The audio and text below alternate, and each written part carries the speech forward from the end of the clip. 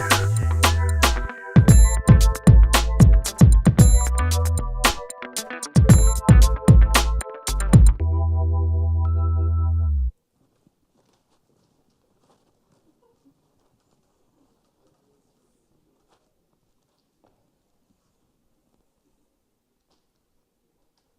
I'm Erica, and growing up, I was always made to feel worthless.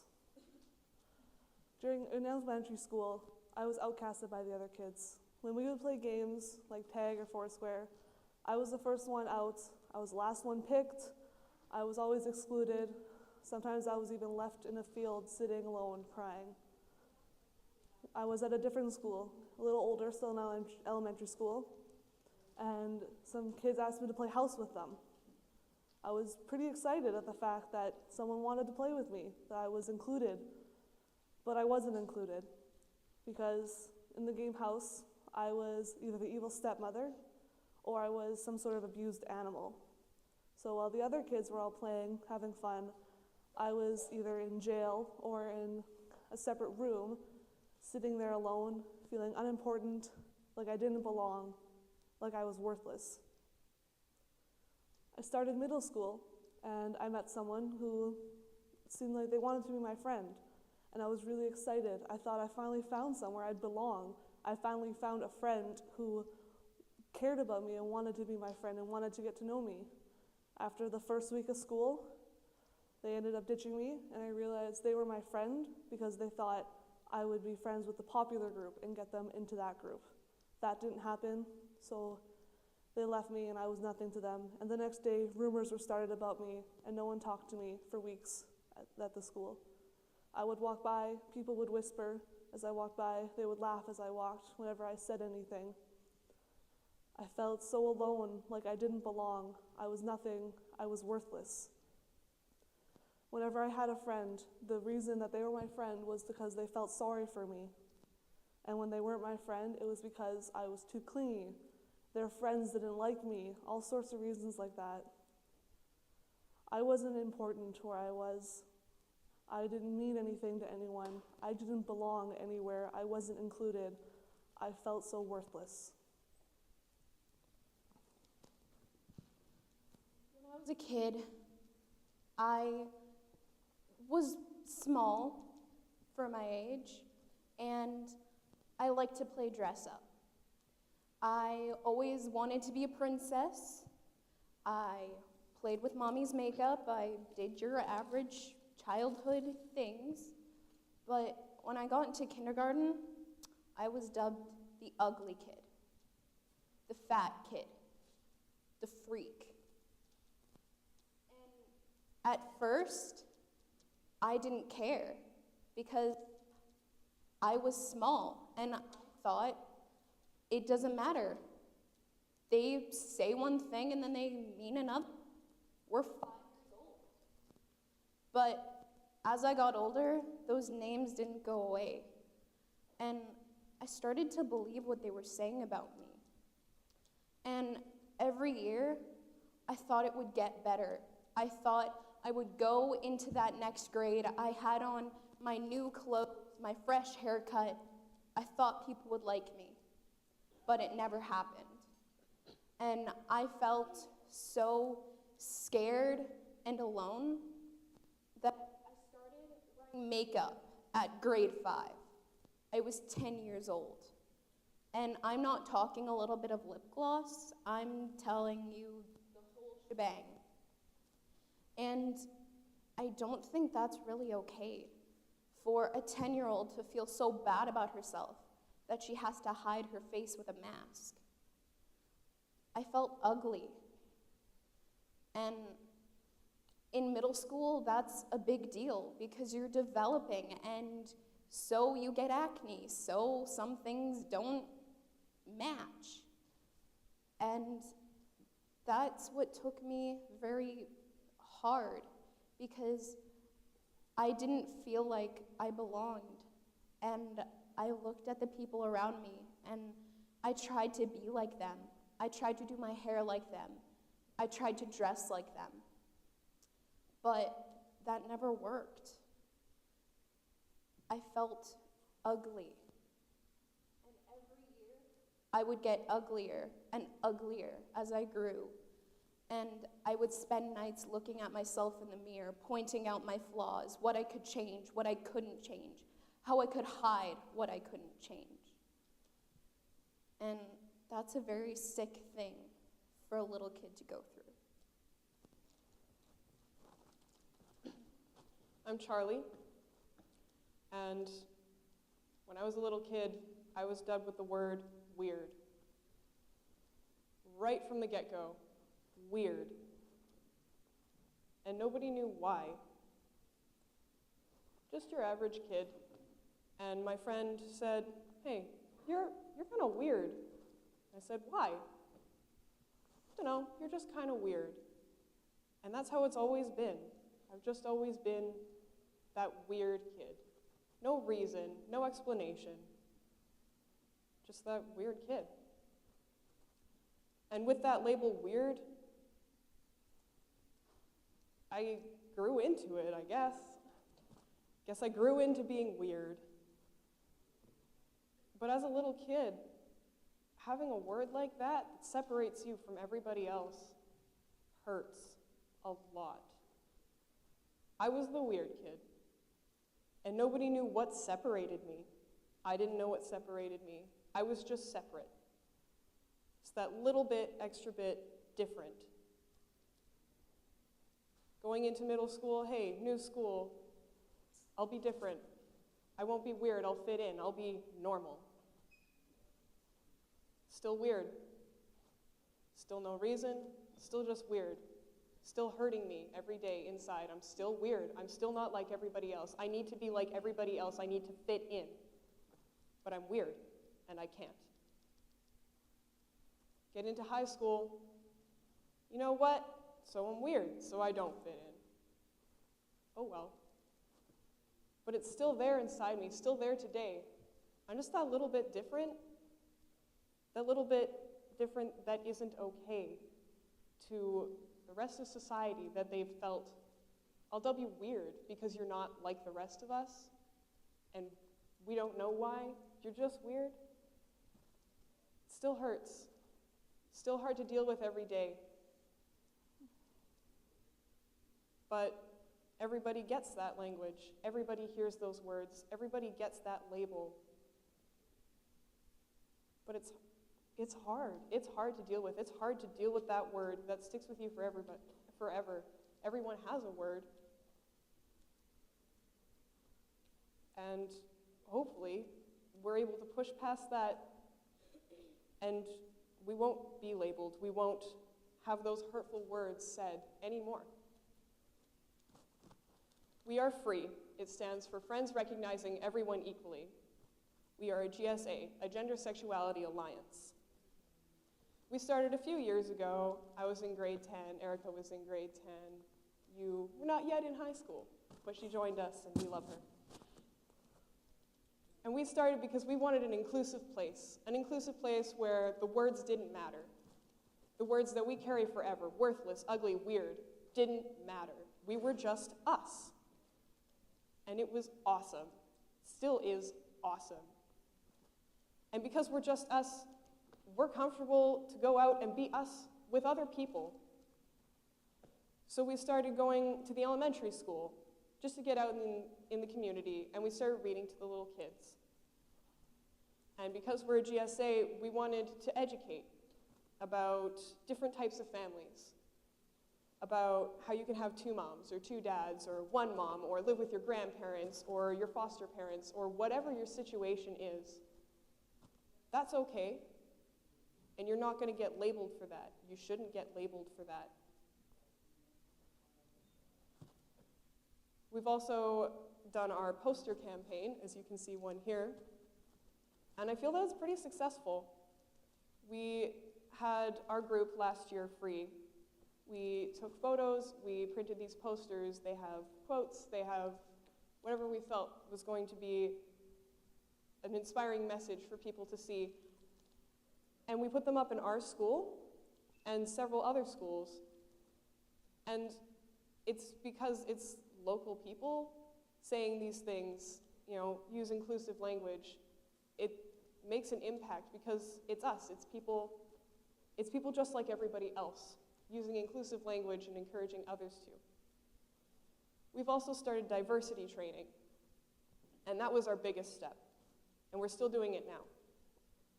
Last year we went and gave a presentation to implement diversity training, and we were granted that right. And now we go to the staff and faculty of the Interlake School Division and we educate them on how to use inclusive language so that everyone grows up right from elementary school knowing that they're accepted, they're included, they're part of everyone else, no matter who they are, where they come from, who their parents are. And that's really important for the staff and faculty to remember, for everyone to remember, because words stick, they hurt, they stay with you forever. Erica has a story about how she transformed her language. When I entered high school, I started to change, but not for the better. I changed myself to fit in with everyone else. I would say words like, "That's so gay," "fag," "faggot," without even understanding what they meant. I said them because my friends said them, everyone else said them, so why not I? I'll fit in, they'll take me, I'll be someone who belongs somewhere. I joined F.R.E.E. when it started up in grade 10, and I listened and I learned, and I found out that those words I was saying, how hurtful they were to other people, and how terrible they were, and how I was the person becoming that person that made me feel so terrible growing up, saying those words, hurting those people, and it hurt so much knowing that I was becoming the very thing that I hated. I was hurting other people, and that wasn't okay. From that point, I changed my words, I changed my language, I wanted to include everyone. I wanted to make sure that everyone knew that I cared about them, that they were important, that they were not going to be excluded by me. They could come talk to me, that they had worth in my eyes. I did not want anyone to feel that I was excluding them. Everyone is important. Everyone is cared by someone.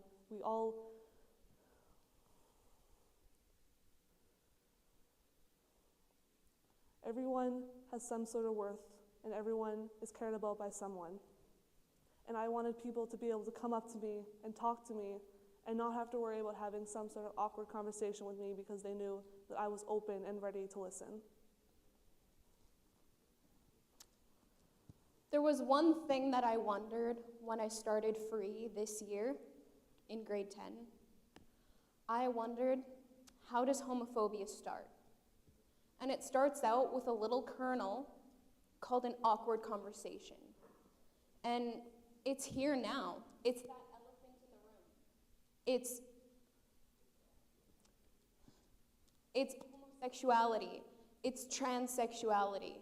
It's the fact of liking who you want to like. And that's how it starts. It starts with hearing that two men are in love, and you stand there and you get that heavy feeling in your chest. And you just think, oh, well, that's nice. And you try and change the subject because you don't want to talk about it, because you feel uncomfortable, and because you think it's wrong.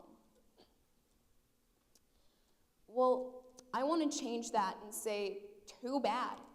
This conversation needs to happen. But it could change for the better. It could change so that when I have an awkward conversation, it's not awkward. It's normal. And that can be started with children, because children aren't born to hate. They aren't born to like Disney movies and hate Pixar movies. They aren't born to like straight people and hate gay people. They are born a blank slate. And in those first few years of their life, they soak up everything like a sponge. And that's why us as a group feel like we need to start with young children. Because when you have that conversation with them about how two men can love each other, two women, or how someone wants to change over their sexuality to a man or to a woman, that that's okay. And then for them, it won't be awkward. It'll be normal. And there won't be that elephant in the room. And there won't be that kernel that starts homophobia. This is a still from a site called nohomophobes.com. What it is a compilation of tweets gathered from across Canada. And they're gathered based on 4 words: gay, no homo, dyke, fag, words that are shot out like they don't mean anything. Because people don't know. They just don't know. I'm not saying it's because they hate. I'm not saying it's because they are homophobes. They just aren't educated. And that's what we're here to do. We're here to educate. We just want people to know that shooting out words like this without thinking about the negative impact they could possibly have, it hurts and it stays with you. This site, when it's not a still shot, has tweets coming out from the bottom, and they just shoot like crazy. They just never end. They go so fast you can't read them.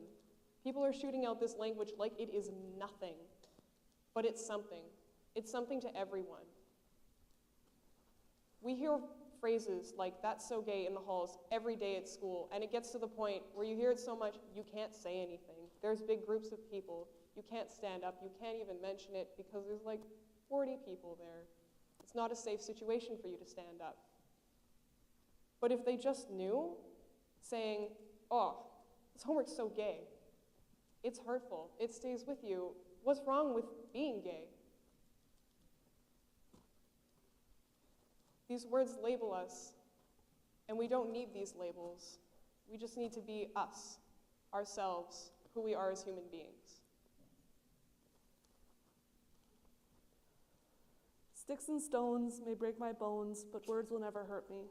We've all heard this, and it's wrong. You may break a bone, it'll take a month to heal, a few months, 6 months, but it will heal.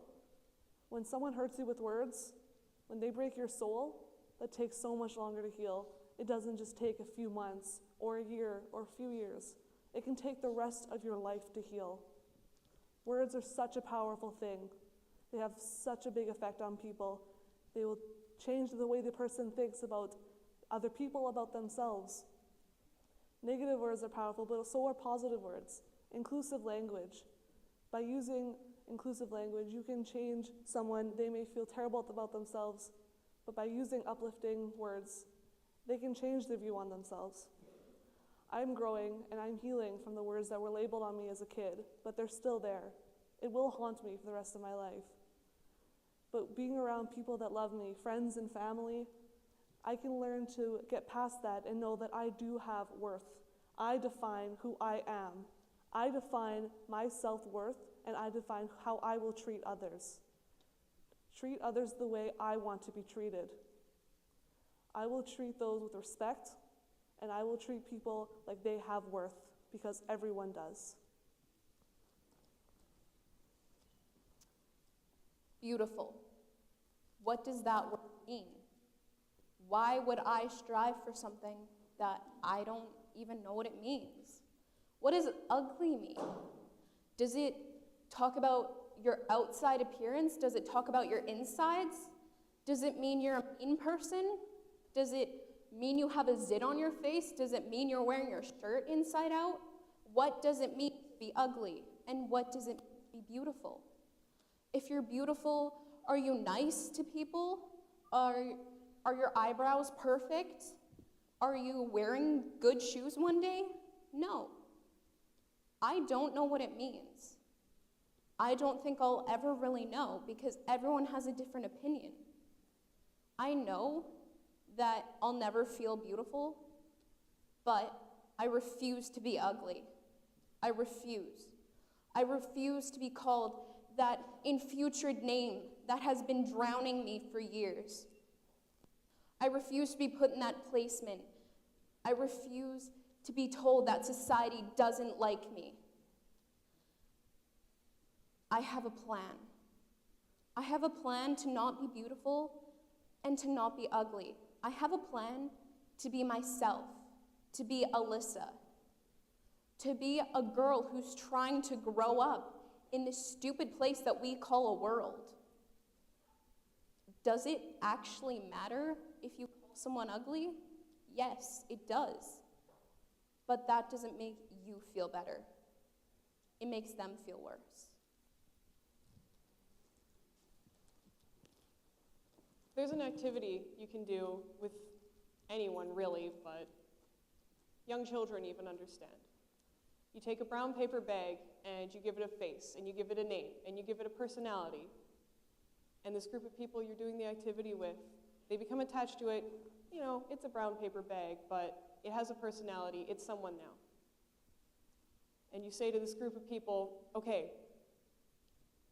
say the words that have hurt you through your life. Say the words you've heard that have stuck with you. People spit out words like nothing. They just come out instantly. Everybody hears words every day that hurt you, that hurt other people. And every time one of those words is said, you crumple the bag a little more. And by the end of it, the bag's going to be a crumpled little ball because there's so many hurtful words. And once it can't be crumpled anymore, now you say positive words. And every positive word that's meant to make the bag feel better uncrumples it a little bit, more and more. And by the end of it, when the bag is as smooth as it can possibly be, it's not the same. It's still a little crumpled. People are like that. Words stick with us. Weird sticks with me to this day. And I'm good with that. I'm weird. Life goes on, and I'm fine with that. But not every word is something you can own or you want to own. You don't want to own worthless. You don't want to own ugly. You might not want to own weird. It takes time, a lot of time, sometimes too much time, to heal from these words that you hear as a little kid.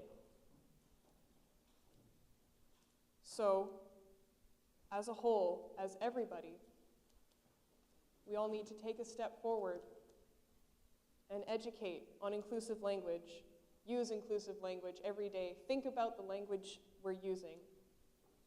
Just takes a second to think about it, just to take responsibility for your own words and actions. We can change our world by changing our words.